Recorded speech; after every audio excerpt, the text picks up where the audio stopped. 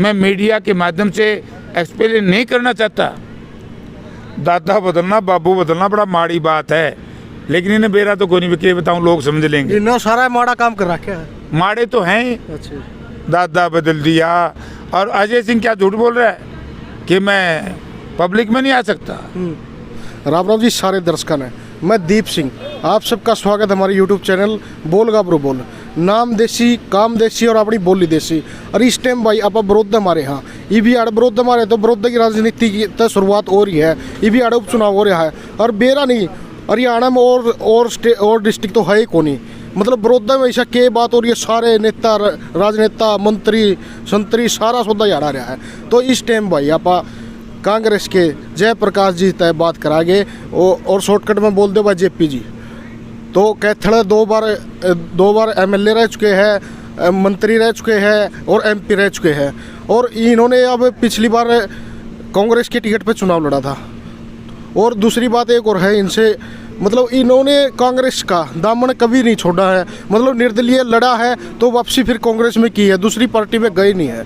तो अब जयप्रकाश जी से बात करेंगे। तो सबसे पहले इनका स्वागत करते हैं। नमस्कार सर। धन्यवाद जी। सर एक बात बताओ, आप बड़ौदा में आ रहे हो, ऐसी क्या बात होगी आपको बड़ौदा में आना पड़ा और सभी को आना पड़ रहा है? अब देखिए कि जो 1 साल से इस सरकार के हालत थे, भ्रष्टाचार चरम सीमा पर था। चाहे वो लॉकडाउन में दारू की तस्करी का घोटाला हो, चाहे धान का घोटाला हो, चाहे चावल का घोटाला हो, चाहे रजिस्ट्री का घोटाला हो, चाहे नौजवानों को रोजगार देने का घोटाला हो, तो घोटाले थे। और जैसे ही हम घोटालों से और सरकार में भ्रष्टाचार, नौकरियां बिक रही हैं, बदली बिक रही हैं, कोई एक ऐसा कार्यालय नहीं सरकारी प्रतिष्ठान जिसमें बिना पैसे काम होता हो, ये तो चल ही रहा था। इसी दौरान केंद्र सरकार ने एक किसान विरोधी कृषि कानून बनाया, जो 3 कानून है, 3 अध्यादेश से कानून बन गए, एक किसान विरोधी हैं। तो उसमें अब ये जब चुनाव आ गया, जब कोई भी सरकार कोई कानून बनाती है और जनता उसका विरोध करती है, क्योंकि आज पूरी देश की जनता उसका विरोध कर रही है, तो उसका एक सिस्टम है डेमोक्रेसी में, प्रजातंत्र में, कि अब रेफरेंडम हो जाएगा। ये जो है ये एक किस्म का सरकार के खिलाफ अविश्वास आ गया। जब लोग यहाँ से भारतीय जनता पार्टी को उम्मीदवार को हरा देंगे तो ये एक सरकार के खिलाफ अविश्वास होगा जनता में, विधानसभा में नहीं, जनता में। इसलिए किसानों के सभी संगठन, मजदूरों के सभी संगठन, कर्मचारियों के सभी संगठन, तो राजनीतिक दल सब ये चाह रहे हैं कि भाई यहाँ से भारतीय जनता पार्टी को हराया जाए। और जिस तरीके से किसान को आर्थिक तौर से मारा सरकार ने, शारीरिक तौर से मारा, लाठीचार्ज की गई, इनके ऊपर पानी की बौछारें की गई, इनके किसान संगठनों के नेताओं के ऊपर झूठे मुकदमे दर्ज किए गए, तो आज उन सभी का ही एक ही कारण है कि यदि यहाँ से कांग्रेस पार्टी का उम्मीदवार जीतता है तो आप ये समझिए कि जनता भारतीय जनता पार्टी और जेजेपी की गठबंधन सरकार के खिलाफ है। तो इसलिए एक रेफरेंडम है ये। इस रेफरेंडम में जनता से हम यही कह रहे हैं कि भाई आज पूरा देश, जो लोग ट्रैक पे बैठे हैं, जो लोग पूरे देश में धरनों पे बैठे हैं, उनकी निगाह बड़ौदा विधानसभा क्षेत्र के मतदाताओं के माथे पर लगी है कि कब वो बड़ौदा विधानसभा क्षेत्र के मतदाता भारतीय जनता पार्टी के खिलाफ अपना निर्णय दें, यानी कि भारतीय जनता पार्टी के खिलाफ वोट डालें और यहाँ से हराएं और यहाँ से कांग्रेस पार्टी के उम्मीदवार को जिताएं, ताकि पूरे देश में एक संदेश जाए कि भाई जनता इन कृषि विरोधी कानूनों के खिलाफ है। तो सर जैसे कि आपको पता है जेजेपी और बीजेपी का गठबंधन है इस टाइम।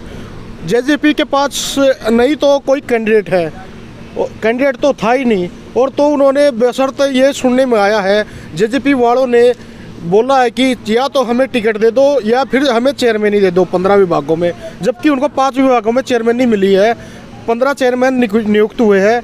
और दूसरी बात एक और है, जोगीराम सिहाग ने वो चेयरमैन पद लेने से मना कर दिया है। तो इसके बारे में क्या कहना आपका? मैं ये कहता हूं कि बड़ौदा विधानसभा क्षेत्र से जब कांग्रेस पार्टी का उम्मीदवार भाई इंदुराज जीत करके जाएगा, आप ये बात करते हो एक जोगीराम ने, इसके सभी विधायक इसकी पार्टी को छोड़ देंगे और भारतीय जनता पार्टी के भी बहुत से विधायक पार्टी छोड़ने के लिए तैयार है, अपने विधानसभा की सदस्यता से इस्तीफा देने के लिए तैयार है, बहुत परेशान है। अच्छा जी, तो एक और बात है जी, जैसे पिपली में लाठीचार्ज हुआ, कल रामविलास शर्मा और अरविंद शर्मा जो एमपी है रोहतक से, अरविंद शर्मा जी का बयान आया, मतलब जो भी लाठियाँ पड़ी है वो कांग्रेस कार्यकर्ताओं पर थे, जिसका सर फूटा हुआ था वो कांग्रेस कार्यकर्ता था।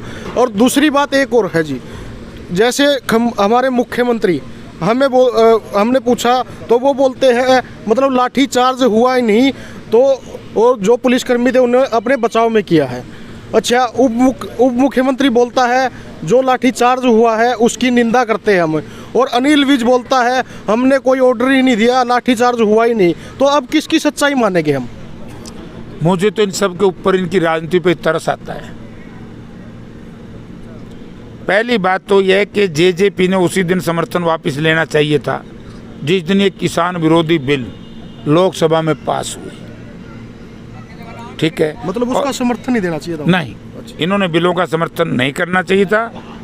और आज उसी का एक नतीजा है कि दुष्यंत सिंह की माता जी कल बाडरा गांव में गई थी, वहाँ किसान धरने बैठे थे, आपने देखा होगा कैसी दुर्गति हुई। आज उचाना में दुष्यंत सिंह का कैसा बुरा हाल किया किसानों ने, तो ये तो समझ तो चुके हैं।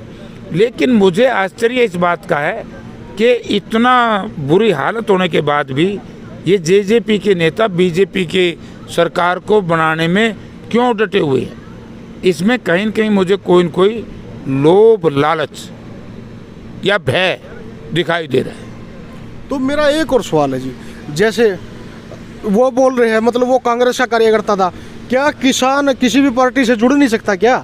ये बात पूछनी चाह रहा था मैं, और मगर आप मिल गए, आपसे पूछ रहा हूँ मैं। अगर कोई भी किसान हो किसी से पार्टी से जुड़े ही नहीं, मतलब अगर किसी को लाठियाँ लगे उसका 2 दिन पहले फोटो मान लो दुष्यंत के साथ है, आपके साथ है, या फिर खट्टर के साथ है, जरूरी हो गया वो उसी का आदमी हो गया? मैं कहता हूँ चलो उनका बहुत बहुत धन्यवाद जेजेपी और बीजेपी के नेताओं का। उन्होंने ये तो मान लिया कि कांग्रेस पार्टी ने किसानों के लिए, मजदूर के लिए अपने शरीर पर लाठियां खाई हैं, तो जेजेपी क्या कर रही है? कांग्रेस के कार्यकर्ता पिट रहे हैं। मैं एक ही बात पूछता हूं जेजेपी और बीजेपी के नेताओं से, वो ये जवाब दें, क्या ये किसान विरोधी तीनों बिल किसानों के हक में, मजदूर के हक में, और जवाब देके जनता में जाएं।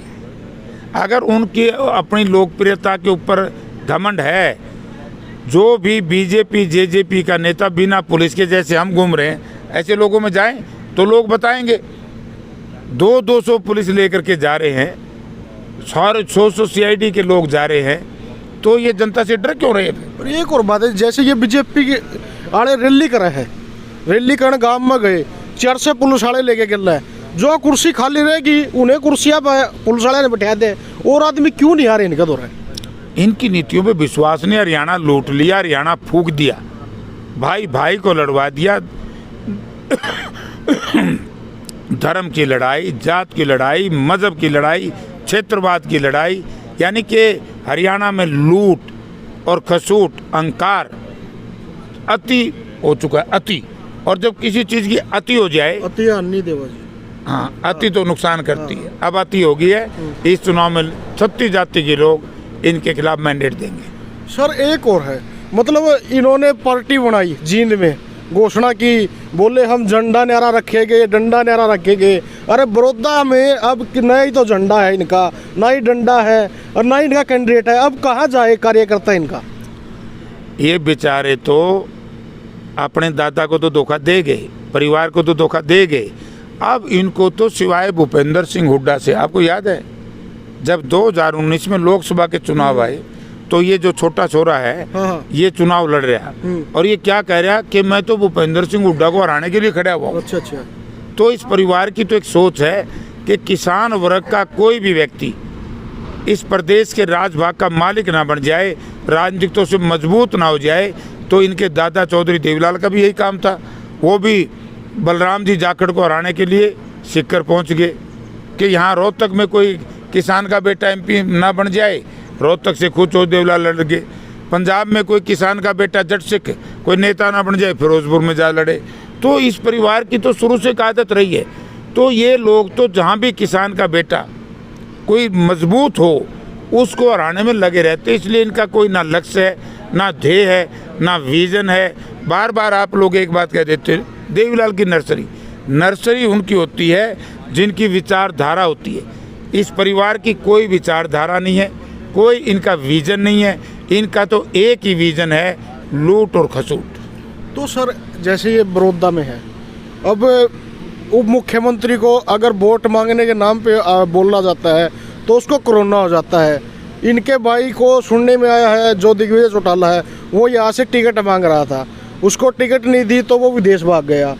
और अब अजय चौटाला जी वो बोलते हैं मैं जेल की कुछ नियमों के हिसाब से यहाँ पे जनसभा नहीं कर सकता, जबकि जब भी वो जेल में थे, जब भी उन्होंने जींद में रैली की थी। और नैना चौटाला जो अभी तक यहाँ पे नहीं दिखाई दे रही, मतलब ये नीचे गठबंधन रह गया कि बस वो दिखान खातर रह गया कि सरकार यहाँ टूटेगी और कुकर क्या होगा जी। जिस दिन भी इंदु राज को यहाँ से जितवा करके भेज देंगे नरवल को, 6 महीने में सरकार चली जाएगी। और इस जेजेपी में सभी विधायकों को पता है कि जनता का क्रोध का मुकाबला ये नहीं कर पाएंगे, तो इन्होंने इस्तीफे देने पड़ेंगे। और इनके 7 विधायकों ने इस्तीफा देने का मन बना चुके हैं, वो यहाँ से जाएंगे। आपने बोला अब इनका दादा, मतलब इन्होंने, लोग बोल रहे हैं खुद का सगा दादा इन्होंने छोड़ दिया, इन्होंने रामकुमार गौतम का अपना दादा बनाया। अब वो दादा भी इनके खिलाफ बोल रहा है और उनकी क्या बात है, मतलब वो अभी भी खिलाफ है। और दूसरी बात, जिसको ये दादा बोलते थे अब वो इनको खोपर जीम गया, ये इसे शब्द यूज करे है। और उस दादा ना ये पार्टी तक काट सकते और ना उसने पार्टी में रख सकते, ये वो गले की फांस बन गया इनका। इसी के बात होगी उसके गले जी। और एक और बात है, वो नुकवा है भाई एम्बियंस मॉल में बैठ के ये मीटिंग कर गए। और मेरे तो भाई यू जो भी मंत्री पद का इन्हें कहा था, मेरे तो वादा कराया था, उस मंत्री पद तक फर गए और ये कैप्टन भी बनने के लिए मिल गए। देखिए वो तो मुझे नहीं मालूम ये किससे मिले, लेकिन इन्होंने जनता के साथ धोखा किया, जनता के ईमान को बेच दिया, मतदाताओं के ईमान को बेच दिया। और ये लोभ और लालच में आज भारतीय जनता पार्टी के साथ हैं, इसमें कोई दो राय नहीं। और मैं ये कहता हूँ कि गलती तो जनता से हुई है। और जिस व्यक्ति ने ये कह दिया कि मैंने दादा बदल लिया, तो वो दीन क्यों नहीं बदल देगा, धर्म क्यों नहीं बदल देगा? दीन धर्म है ही नहीं, दादा ही, जिस दादा को दादा नहीं मानते, तो उनके ऊपर जो लोग विश्वास कर रहे हैं, मैं उन साथियों से कहना चाहूँगा कि लोगों, जो दादा बदलना, इससे असामाजिक बात कोई नहीं। मैं मीडिया के माध्यम से एक्सप्लेन नहीं करना चाहता, दादा बदलना, बाबू बदलना बड़ा माड़ी बात है, लेकिन इन्हें बेरा तो कोई नहीं, क्या बताऊँ, लोग समझ लेंगे। इन्होंने सारा माड़ा काम कर रखा है, माड़े तो हैं। अच्छा, दादा बदल दिया। और अजय सिंह क्या झूठ बोल रहा है कि मैं पब्लिक में नहीं आ सकता? पब्लिक में गया था ना, अभी स्थापना दिवस था पिछले दिनों इसराना में। ये ठीक है कि लोग 200 लोग आए, तो इसलिए लोगों के आक्रोश का सामना नहीं कर पा रहे। लोगों में आक्रोश है जेजेपी के खिलाफ। अच्छा, एक और बात है जी, अब आप बड़ौदा में आ गए, यहाँ किस मुद्दे को आप आगे रख करके बड़ौदा में वोट मांगेंगे? और आपने ऐसा क्या काम किया हुआ बड़ौदा में जिससे बड़ौदा वाले आपको वोट दे? मैंने कोई काम नहीं कराया, कांग्रेस ने जी, आपने नहीं। भूपेंद्र सिंह हुड्डा ने काम किए हैं। 10 वर्ष तक भूपेंद्र सिंह हुड्डा के विकास कार्य एक तरफ रख लो, और 6 वर्ष के जेजेपी और बीजेपी की जो 2 बार सरकारें रही, उनके विकास कार्य एक तरफ रख लो। हम ये कहेंगे, हमने इसी इलाके की अगर मैं बात करूं, सोनीपत जिला की 10 यूनिवर्सिटी सोनीपत जिला में बनाई। भगत फूल सिंह जी के नाम से जो बहुत महान पुरुष थे, मेडिकल कॉलेज बनाया, एक्सप्रेस हाईवे बनाई, गांव-गांव में इंटरलॉकिंग की सड़कें बनाई, गांव के स्कूल अपग्रेड करे। तो पानी, मतलब आपने एक चीज, पानी बहुत दिया। और ये इन लोग के कहूँगा लोगों को कि ये तो इस इलाके के बड़ौदा विधानसभा क्षेत्र के सबसे बड़े शत्रु कोई पार्टी है, वो पार्टी है इंडियन नेशनल लोकदल की शाखा जेजेपी और बीजेपी। जब चौधरी भूपेंद्र सिंह हुड्डा चीफ मिनिस्टर थे, एक नहर बनाई थी हांसी बुटाना लिंक। आज तक इन्होंने अपने पारिवारिक मित्र प्रकाश सिंह बादल से सुप्रीम कोर्ट में स्टे कराया हुआ है। अगर उस नहर में पानी आता तो कहाँ चलता वो? बुटाना के खेतों में, बड़ौदा के खेतों में, गढ़वाल के खेतों में आता कि नहीं आता?